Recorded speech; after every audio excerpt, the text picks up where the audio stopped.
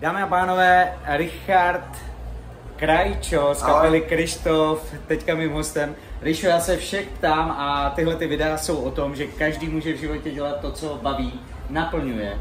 Jak to bylo s tebou? Měl jsi ten sen, že budeš zpívat, že budeš hrát, že budeš bavit lidi? Vůbec ne. Mým největším snem bylo být fotbalistou.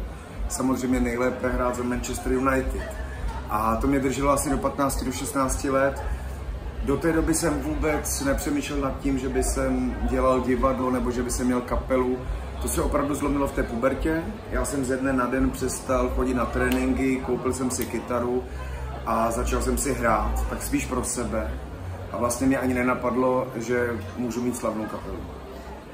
Určitě si musel mít nějaký vzor, někoho, kdo tě k tomu nakopl, nebo vedl tě k tomu někdo, rodiče třeba? To ne, ale měl jsem samozřejmě vzory, to proto, že mě v té době začala bavit hudba. Nejdřív to byly U2, Depeche Mode, Cure a potom z českých Oceán, Šalom a Helmutova Stříkačka a Priznic. A vlastně tyhle ty interpreti mě ovlivnili i v tom, jak jsem ze začátku skládal. A vždycky jsem si přál, aby jsem měl aspoň jedno CDčko, aspoň jedno, tak jako mají oni.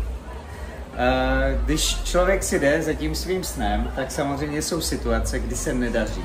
Že jo, prostě člověk pořád padá na zem, snaží se vstát. Máš něco jakože na povzbuzení, co bychom té další generaci mohli jakože dát do vínku, hele, když ti to nepůjde, nevzdávej to. Já nevím, jestli tohle mladá generace chce slyšet, protože já mám pocit, že oni chtějí všechno hned teď. Jo, to jo. Jo, a nám to trvalo 7 let, než si nás někdo všiml. Celou dobu jsme měli zavření ve zkušebně a nahrávali jsme demáče, písničky.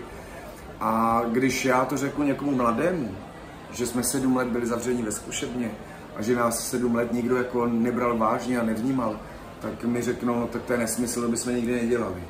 Tak ale já si stejně myslím, že je to o nějaké trpělivosti, o nějaké víře v to, že se to podaří. Vlastně je to v tom nepřestávat o tom snít a tvrdě si zatím jít, i když to trvá delší dobu, než si člověk třeba myslí, že by to mělo trvat, protože já si opravdu myslím, že když má člověk sny a jde za nima, takže se mu splní. Richard Krajčo, moc děkuju. Není zač.